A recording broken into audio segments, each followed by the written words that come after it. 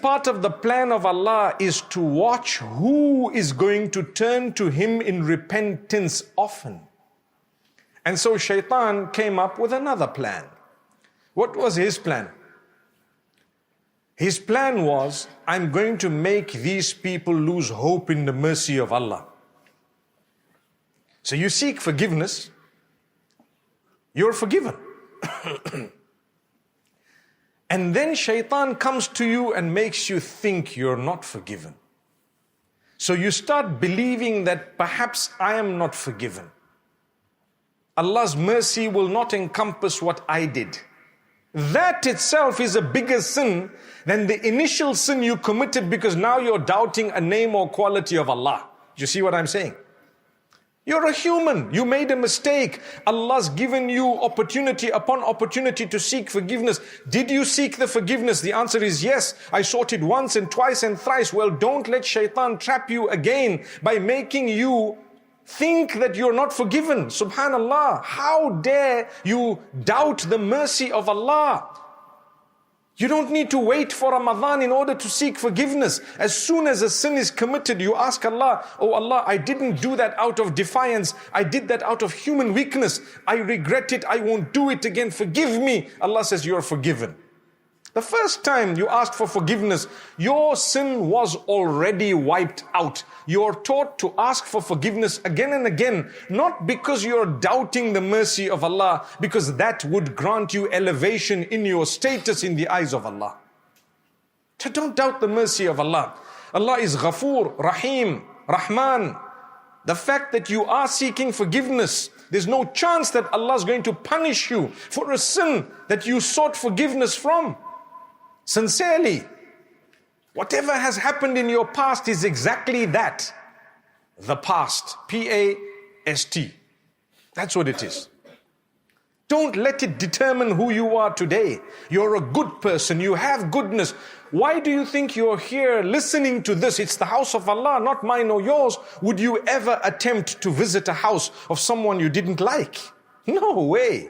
Would you ever want to go to a house of a person you're not connected to and decide, I'm going to go there? When you're close to someone, you feel comfortable to walk in. When you come to the house of Allah, it's Allah who's allowed you to come here to feel comfortable. So you walk through the door and say, Allahumma aftah li abwaba rahmatik. Oh Allah, open for me the doors of your mercy.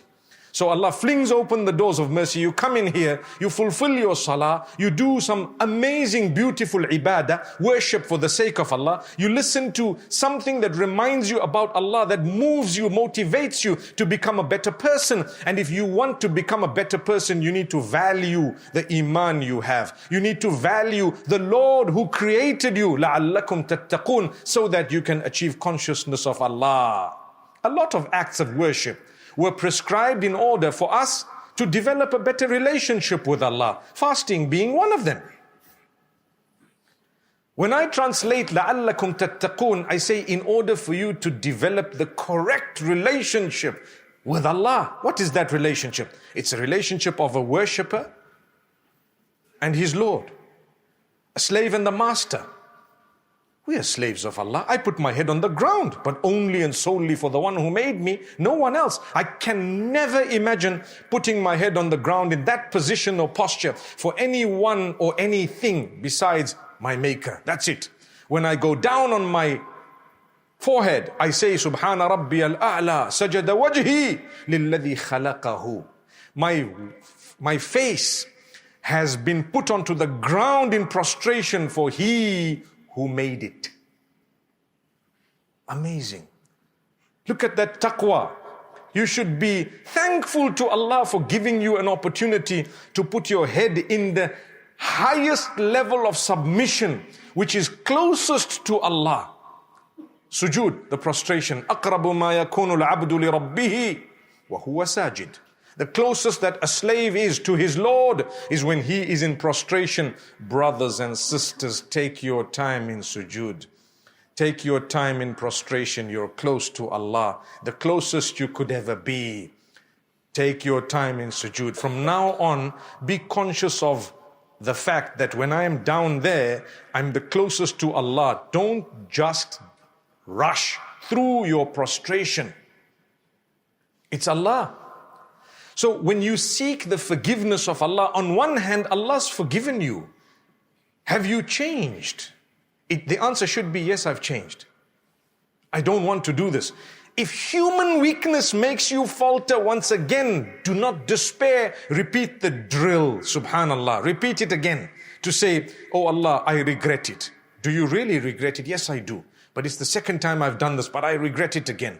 And you know what? I don't want to do this. I will not do it, oh Allah. I'm determined. Forgive me. You are my Lord. I have no option but to return to you. You are the greatest. You made me. In the first place, I didn't even ask to be made. You made me. You put me. You gave me. You controlled everything about me. You decided my color, my race, my family, whatever else, my surroundings. You decided so many factors for me. Oh Allah, I am your slave. I depend on you wholly, totally and solely. Have mercy on me. Have mercy on me. If Allah knows the ants that are under the rocks, do you think He doesn't know you? He knows you personally. He knows your problems, your name. He knows everything about you more than you know about yourself. If I were to ask you how many of your grandfathers can you mention, I think the most knowledgeable from amongst us will not go beyond 8. Anyone knows more than 8 of their grandparents? Put up your hands.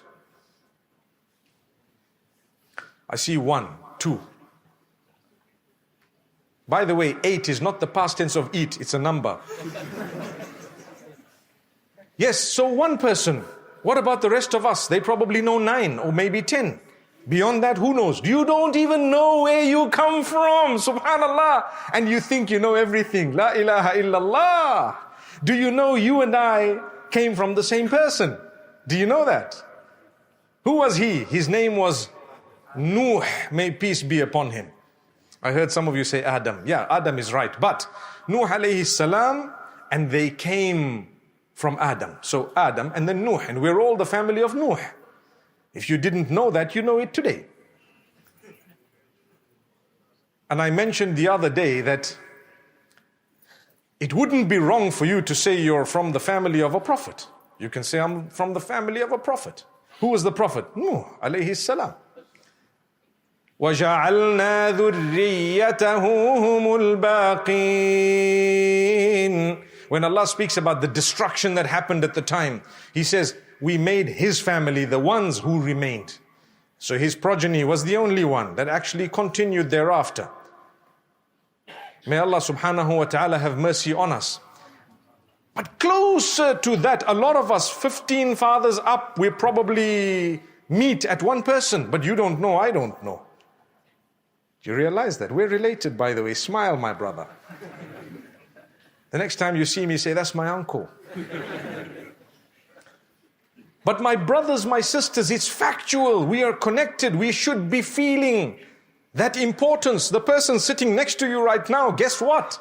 If you have a connection with Allah, you will realize that the same Allah I'm trying to impress made this guy here sitting next to me, or this person sitting on the other side. The same Allah made that person. So if I want to impress Allah, I got to just be good to what Allah's made, right? Allah made these other people here. You don't like this guy, you don't like that guy, but why? Because Allah made them. Even if they are wrong, you got to try and correct them with a beautiful mannerism, in a nice way, but you got to develop some form of contact with them. You go onto the street. Who are those people on the street? Are they not creatures of the same Allah that you're trying to impress? So you're saying Subhanallah, Alhamdulillah, Astaghfirullah, La ilaha illallah. While walking on the street, you're praising Allah. But someone that Allah made that walked past you, you spat in their direction. What was the point?